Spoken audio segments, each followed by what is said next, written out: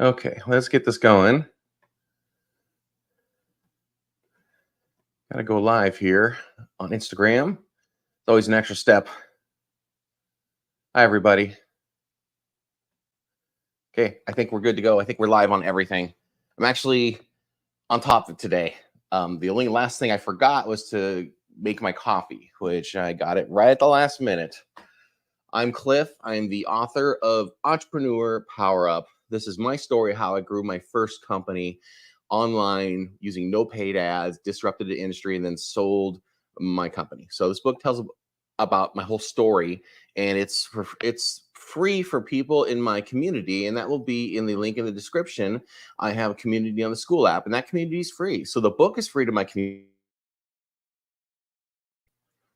Oh, lost myself for a second here. The book is free. My community's free. So it's just a great opportunity to get some support and inspiration. I am Cliff. All right. I got someone coming in here. We got viewers coming in. I'm going to cover some topics today, but at the same time, I want to encourage you to ask questions and participate live.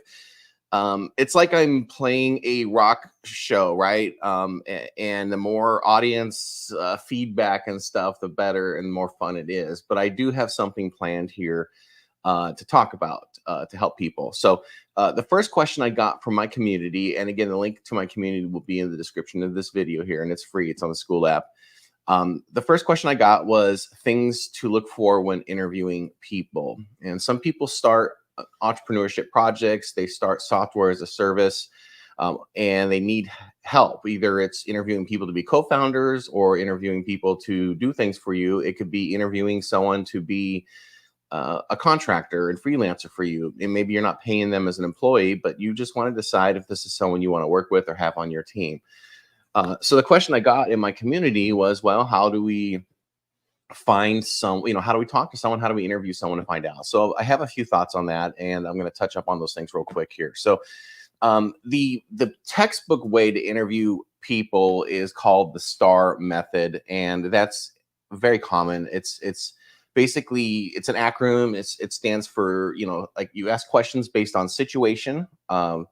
Describe a challenge or something you faced. A task, describe an individual task or requirement. And then the next is action, describe the action taken to overcome a situation or challenge. And then a result, describe the result or outcome of the action taken. So the STAR acronym is what most companies use to interview people.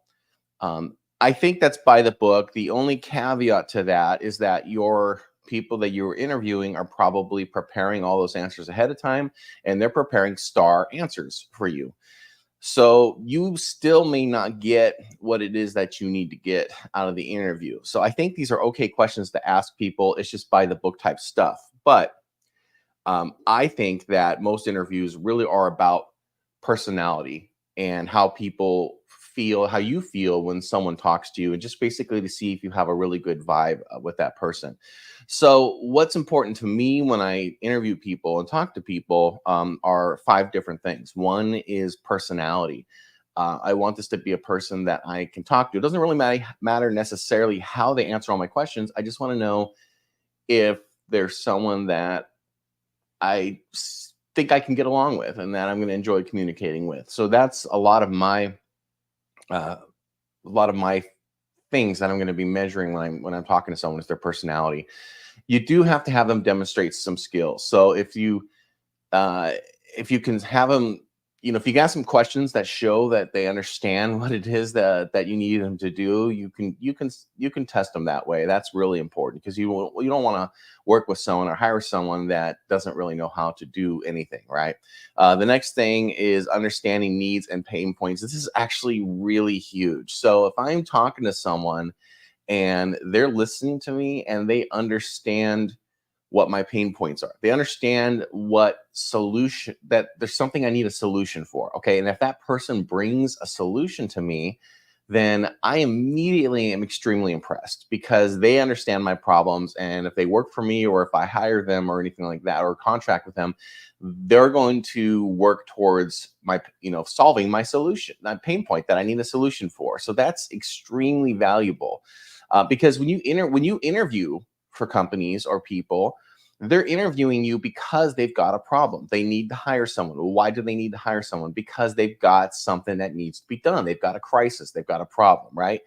So if you understand why it is that they're interviewing you from an interview standpoint, if you're going to be interviewed, if you understand that and show them that, look, this is your problem and you're interviewing me for this, and I have a solution and some ideas, and here they are. I've prepared them for you and laid them out. I think that your chances of getting a job are going to be much higher than most people that just prepare to answer the star questions and, tell me about a time you did this. No, tell me about how you can solve the problems in my company and make my company more successful. That's what I want to hear. The next thing is past work portfolio. It just depends what you're talking to people about, but you want to know what they've done in the past. It's always good that people can show those things, right, and brag about things that they've done in the past. I want to see that type of stuff. No, I don't want to spend a long time on it, but I just want to know. And then finally, references. I think references are powerful, especially if you're going to pay someone a lot of money or work with them really closely. It's powerful when someone has other people that will stand up for them and vouch for them. I'm a really big proponent of that. So have another person involved conduct the interview with you. It always helps to get a second set of eyes and ears on that interview. That helps a lot. And then conduct more than one interview. Do 2 interviews. People are usually nervous on the first interview, and you do really want to talk to them twice. Maybe the second time they're going to be a little more relaxed because they've been invited back. And you really want to see people at their most natural personality. And that can be really tough sometimes when people are very nervous about being interviewed. In the end, I just want people that I can trust to get the work done. I don't want to hire people that just want to look busy. Corporate America is filled with people who look busy and just want to please metrics, right? And I don't like that. I think people really should just be focused on getting the work done. They should be paid well to just solve the problems. I don't care how long it takes. They're going to get paid well to do it. I just want it done. I don't want to pay anyone to look busy and look like they're doing things, but really not doing anything of value. And I just want to trust that people are going to be self-sufficient and get up and do the job and not have to be told that they have to do it, especially if they're working remotely. So those are a couple issues right there that are really important to me. So I'm going to wrap up the interview portion of this. When you're talking to people and interviewing people, that's my 2 cents on that. All right, let's talk about the bulk of this live is going to be about raising money as an entrepreneur. And we start businesses and projects, and we do need money. Now, as a disclaimer, I normally try to coach people to start things that don't cost them much money. There are a lot of ways to get into online business with things that are free of cost or very little cost. But I understand at the same time, there are so many businesses that you can start out there, and a lot of them require significant startup capital. So the free stuff that I normally coach people on to start a business are creatives like selling digital products or courses, social media and blogs. Those are all free. Affiliate marketing is free to do. And there are a lot of portals to create apps and software that don't cost any money as well, that you can then turn around and offer that for free to people who can then use it for free and then pay more money, and then you get a portion of the money. So those are just kind of, if anyone wants to dig any deeper, just let me know in my community or just leave a comment on the video here. But those are the free ways. But let's talk about now that you need money. Okay. I needed money. I needed a lot of money. And I wrote about this in my book. And I'm going to talk about 12, it sounds like a lot, 12 different ways to raise money. And I've used most of these. So I highly recommend that you have a fallback career to pay your bills while you start a business. I'm not a big fan of people just quitting their jobs, especially when they have have people that are dependent upon them, or children or spouse, and they're just going to quit their job and start a company. I don't recommend that. I really recommend that you have a fallback, something that's going to pay your bills and feed you while you are trying to start your business. So that's the first thing I'm going to say, is that before I talk about these ways to raise money, this is stuff that you can do while you're working. And yes, working and paying bills, I don't really consider that fully a way to raise money. You can certainly take some of that money, and that's one of my points here. But you need to pay bills. You need to be able to sleep at night knowing the electricity is going to be on the next day. So please don't quit your job to start a company unless you get to one of these other things I'm going to talk about where you get a ton of money. But for the most part, most of us, we're just trying to start businesses and raise money for that. Okay, so let's get started on that. So the first way, most ways to raise money, most of them are other people's money. Okay, so we'll start with one. It's bank loans. I know that's really obvious. But there's different kinds of bank loans. There's micro loans for small businesses. There's personal bank loans if you go apply personally. If you start an LLC and get a tax ID number in the US, you can open up a business bank account and ask for a bank loan that way. So when I started my first company, I actually went to several banks and I talked to several banks on the phone, and I went and saw several banks in person and sat down and tried to convince them. I showed them my business plan and tried to convince them to give me a loan. And that actually failed. I couldn't get a loan from most of these banks. But that doesn't mean you shouldn't try it. The Small Business Association is in the US, and they're really good at helping connect people who are starting businesses to get loans. So it's definitely worth a try to get a bank loan, by all means. But I just personally didn't have success with it, but I still think everyone should try. I tried. All right. The second way is your own money. That's pretty obvious, but it's something that, you know, you're going to save extra money and you're going to have something set aside. You just need to be very judicious and very careful when you're using your own money, and make sure your money goes towards something really valuable that's going to help build your business, and not, in other words, don't open up a drop ship store and then just take $5,000 you've worked really hard to save and just dump it on ads immediately, and then the ads don't work and you're out $5,000. Okay, that's the kind of stuff I don't want to see anyone do. Use your personal money for legal stuff, for forming your business, for, you know, getting your logo created, things like that are going to help your business. Those are good ways to use your personal money. Okay, all right, let's go on to the next one. Private loan from friends or family. It never hurts to ask your friends and family for money. I think a lot of people do. When you have a business plan and you're inspired and you're starting a business, you will inspire other people. And so other people will just, maybe they don't want to be involved with your business. Maybe they don't want any equity or stress in your company, but maybe they're going to give you some money as a personal loan, and that you just agree to pay them back. That's called a note. Basically, you just draft up a piece of paper saying at a certain percentage rate, you're going to pay them back these payments of this amount or this amount of time.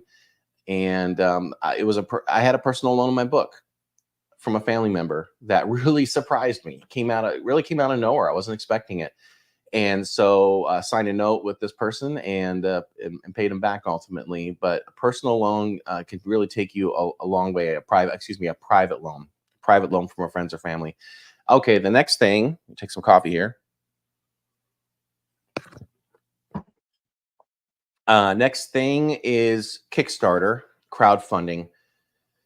Yeah, Kickstarter websites like, let's see what I'm thinking about here. It's not GoFundMe, but you know what I'm saying. It's just crowdsourcing sites like this, crowdfunding. Kickstarter is free to create a campaign and launch it. I can talk about Kickstarter for a long time, and I won't belabor that right now in this video.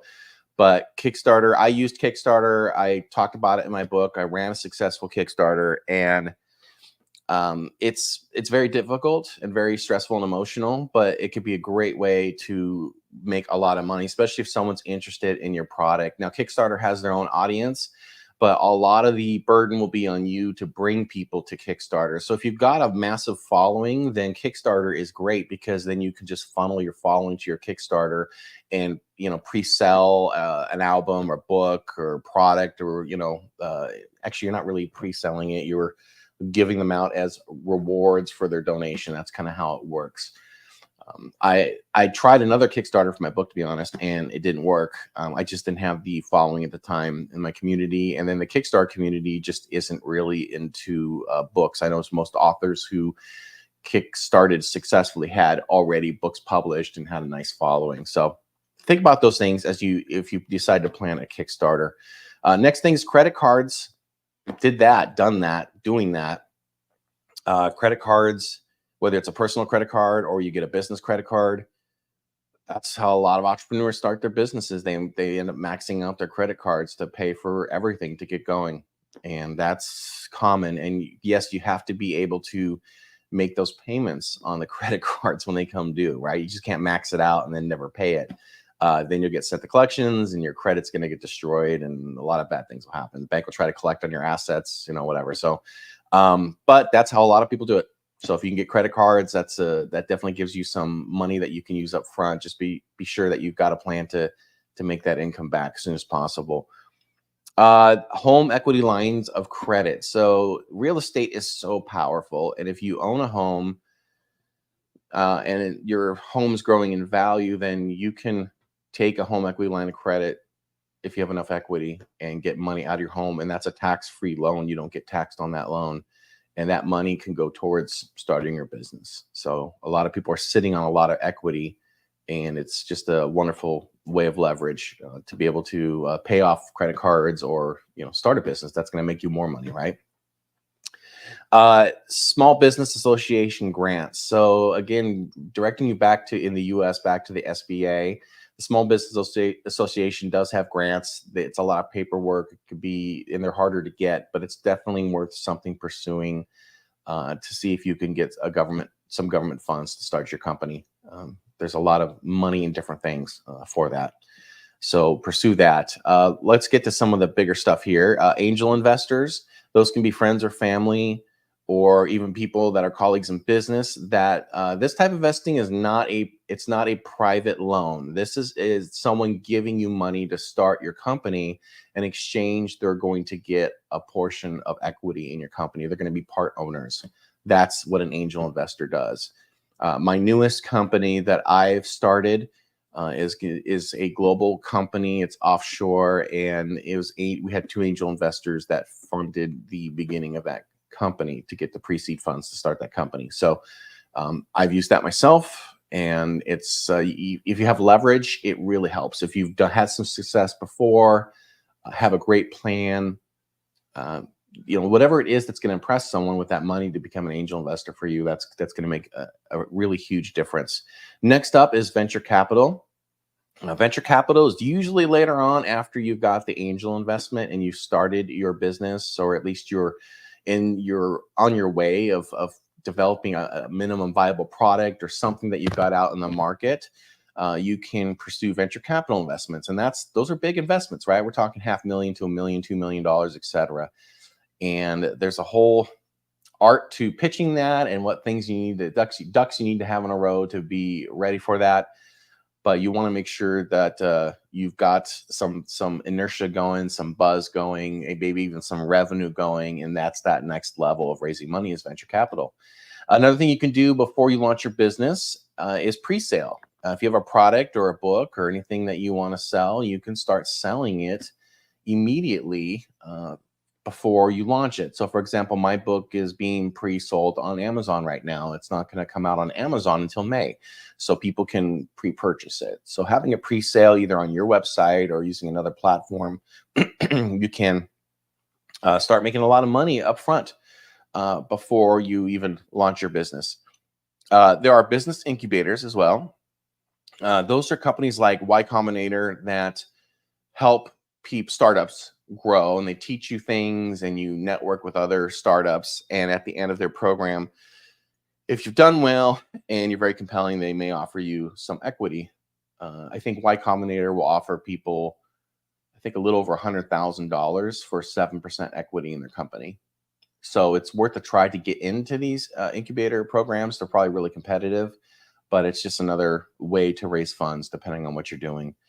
The last thing I have here for raising money is entering a contest. There are companies and platforms that have contests where you can enter your business or your product, and if you win, you get a prize. So it's not a surefire way, but it's definitely something that you can do. It's funny, when I started my first company, everyone was telling me we need to get in the Shark Tank, right, and get on TV. And getting on TV was never my business plan. The funny thing is that Shark Tank actually reached out to me like a year later, right after I sold my business. Shark Tank reached out to me, and I said, "Well, it's too late. I'm already." Actually, I didn't even tell them that. I talked to the producer, and they wanted me to go to that next step with them, and I just ghosted them. I ghosted Shark Tank. Yay! But it's because I'd already sold my company, and I really couldn't go on Shark Tank if I'd already found my own shark, right? So, okay. The last topic I'm going to cover today is researching a niche. And this is someone that I'm just going to give an example of someone that we can explore a little bit here. But we have someone whose passion, again, I coach people to start businesses based on their passion, their skill set, and to find a need in the market. And so this particular person is a case study. They want to create a digital product around fatherhood and building bonds between fathers and children. So their passion is fatherhood. Okay, their skills are, this person's a programmer, and then the product they're looking at is games or activities that fathers can do with their children that build bonds, maybe even spiritual knowledge based on the Torah. Just to give an example there. So their market avatar, as it is fathers who want to bond with their kids. That's their market. So I'm going to pull up Google Trends. Let's see if I can share my screen here. Okay, I'm going to share my screen. I just want my window here. There we go. Okay, so we're on Google Trends right now. And we're going to look for, this is on Google Trends. We search on what people are into right now, right? And see if there's a market or if there's just a buzz about it on Google. So right now I'm looking, I believe in the United States. I don't want to do the past day. I want to do the past, let's do the past 12 months. And I'm looking for fatherhood, and we want to see what interest there is in fatherhood. And as you can see, there was a spike here last year for Father's Day, and that's it. The rest of the year, there's just not a lot of people looking for fatherhood. Let's be a little more specific. How to be a better father. Let's see if anyone's searching for that. That's even less. See, that's in the red line there. I'm comparing these two. Well, let's take a look here. Activities for fathers and children. This may be too many keywords, but let's take a look here. Oh, nothing. No one's searching for that. Okay, let's remove these. I want to start over.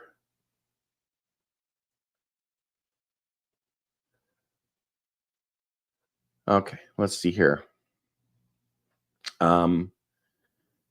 Games for, let's see here. I don't, father activities for kids. All right, so activities for kids is very highly searched. I mean, look at this. We're at almost 100 over the year. This is evergreen. And when we search for business ideas and trends, we want to look for things like this. So this is actually pretty good. So I'm going to go back to, I'm going to stop sharing my screen. Okay. So activities for kids for this person, that's really going to be something they're going to want to gear towards. And then the fatherhood part might be too much of a niche. It might be. But more research will, and talking to people and kind of testing the product will help determine that.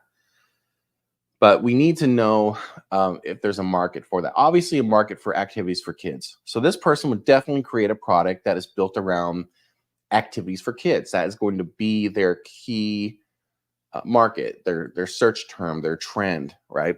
Now, the question is who is their customer? What is the crisis? What is it that they need? and who's going to be the one looking for this. Now, this person was initially thinking that it was going to be for fathers looking for these type of things, but just even looking at Google Trends, you can tell that there's not many people looking for that. And from being a dad and knowing dads, and dads are busy, we're working, and we're not usually searching for those things. You know who is searching is usually our wives. The wives are usually searching for better ways to entertain the children or to build bonds between fathers and children. So the customer in this case is actually not fathers. Like this person's passion is fatherhood, but the customer is not father. The customer actually is going to be wives searching for activities and things to build the bond between their husband and their children. Okay. That's who the customer is. So the wives need to know how to find it. They're going to be looking for activities for children. So, the organic methods of building this business are going to be blogs, videos, social media, using affiliates, partnerships with like religious organizations, because this particular person wanted to have something in their um, game and activity that was related to the Torah, or it could be, if it's Christianity, it could be the Bible. I'm just giving you examples here, but that's even more niche, which is fine. That's where you want to get into some partnerships with some churches and organizations that will recommend your product for kids' activities. Just to give you an example. And it's a matter of just contacting these organizations and seeing if there's a way you can offer them something free to try, or just get involved with what they're doing. So social media, videos, blogs, all those things have to touch on what the problem is. So for example, if you're using a blog and you're trying to sell children's activities, what's the crisis? The crisis is dad's not spending time with the kids. That's the crisis. Dad's not bonding with the kids. That's the crisis. Who is handling that crisis and shouldering it?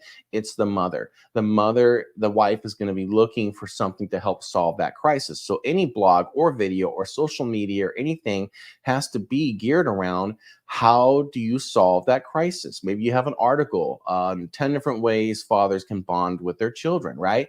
And then of course, at the end of the article, you've got, we have our product, which is this great software that it's a game fathers can play with their children. So you fit your product into there, but you're also solving that crisis and giving some value to someone searching for it, because people are searching YouTube or they're searching Google for answers to their problems. So you have to solve what that problem is, offer some type of solution, and then it also at the same time get exposure and get people into your funnel. So maybe that person comes, they read that blog, and then a pop-up says, hey, we'll give you something free, maybe a guide to be a better father that the wife can read or give to her husband, and we'll give you that guide for free in exchange for your email. And so the wife puts the email in, all of a sudden that email is now part of your funnel, and you can build a newsletter and start funneling people into your community, into buying your product ultimately. This is how it works, but it starts with bringing really real value